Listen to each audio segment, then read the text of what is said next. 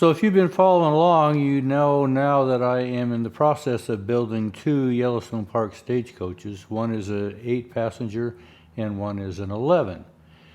Now the reason I am doing these two side by side is because I had an original 8-passenger undercarriage but not an 11-passenger undercarriage, and I had an original 11-passenger body but not the 8-passenger body. So I'm taking the iron from the original and duplicating to the other one. And this is with the undercarriage as well as the body. So that's why I decided I'm going to do two at once. And it's been interesting to follow some of the discussions in the comment sections about why are the floors recessed? Why do we have curved panels front and back and these type of things? And I think I have mentioned this some in the past, that there are two different aspects to building coaches then as much as it is building automobiles today. We have the function factor and we also have a fashion factor. You know, the mud wagon was built primarily after function. It's not real stylish, pretty square bodied. And these coaches are a little more interested in the fashion as well as the function. They're going to do the same thing. They're going to carry passengers, but they have some more fashion to them. And there's another factor when you bring in this fashion concept that naturally the costs go up accordingly. And it's the same today with our vehicles. You know, you get into some of these really fashionable vehicles, you're going to pay the money for that fashion. The function will be the same. It will get you from point A to point B. But some of us like to do it in style. And it's the same back then. You know, you could buy a buggy for that $40 to $50 area, a farm wagon in the $70 to $80 framework. These coaches were in the beginning about $650 a piece, and at the end of their time they were in that $850 range. So, you know, they're accomplishing the same thing, but because of the time involved and the difficulty in the woodwork and their design, they do go up accordingly in expense. Well, part of the function in this undercarriage is when I put these boards in, they're about 3 foot across, and somebody steps on them, these 1/2-inch boards could flex as they stand on them. So remember, there's two 1/8 by 1 flat straps that need to go down through the center and stabilize those boards as they meet up against each other. So when somebody steps on them, they're more of a solid surface. Anyway, that's what I need to do next, is put these two center straps and firm up this floor.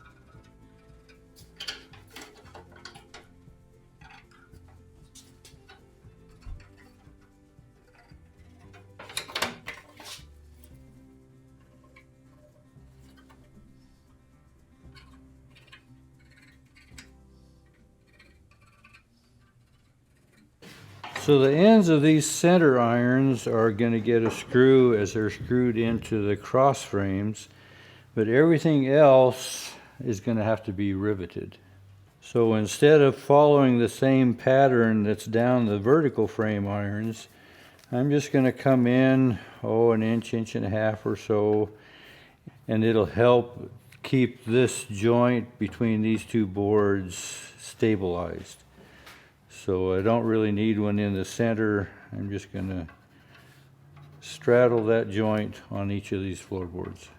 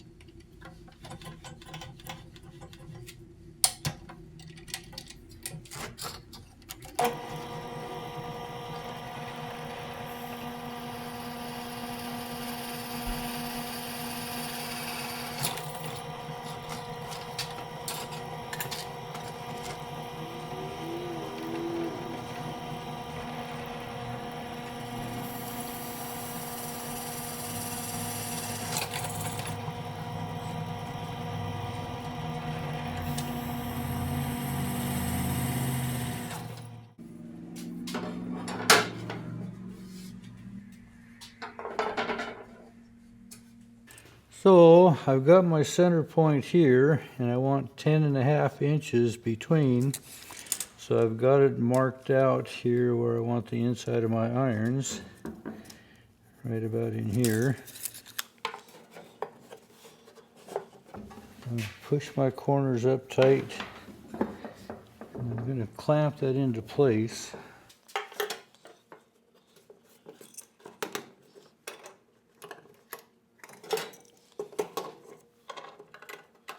So in the end, I'm going to put 3/16 rivets through all of these.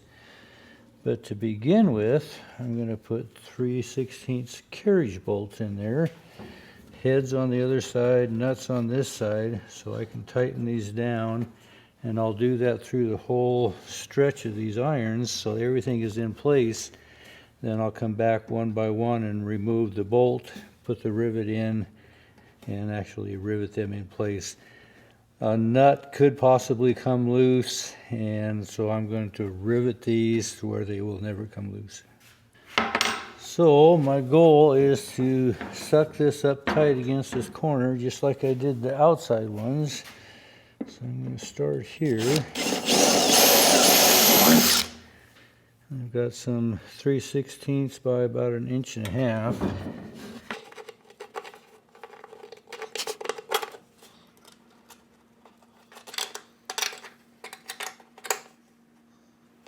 Then from this point, I'm going to work down to here, and then I'm going to work forward and do this on both sides, of course.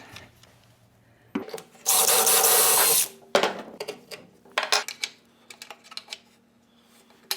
when I put these little 3/16 rivets in, it is going to put this square shoulder imprint on the underneath side. But when I put a 3/16 rivet in, that's going to cover that up.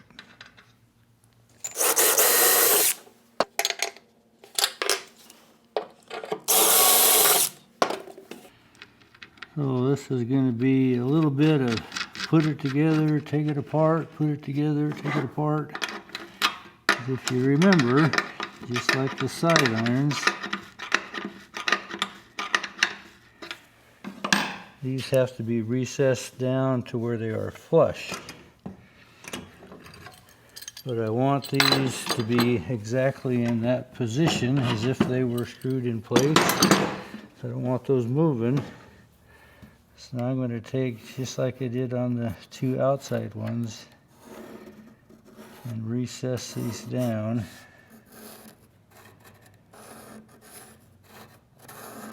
So that they remain flush with the surface of this cross frame.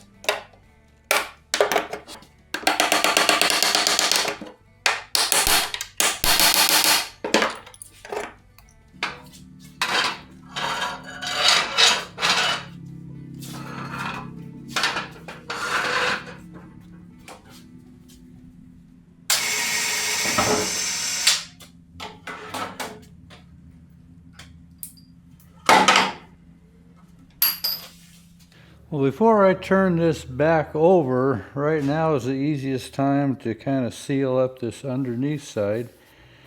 If I wait till I have the whole thing built, then I'm laying on my back trying to spray this underneath. And so I'm going to take the opportunity to do it here now.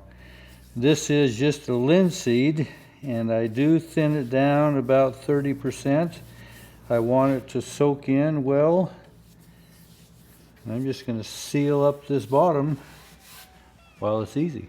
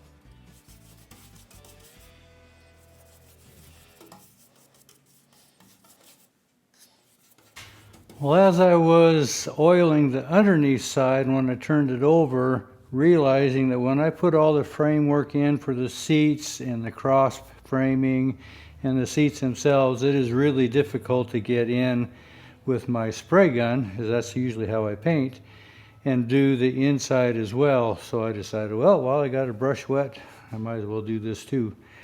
I didn't do this back cross frame because I still have some framework that wants to come down into it, so I want glue to have fresh wood to attach there. And I tried to stay out of all the side joint work likewise because I'm going to be gluing framing into those. But that's going to tie up this. If I was working on my Jeep, which I will get to eventually, I would call this the tub.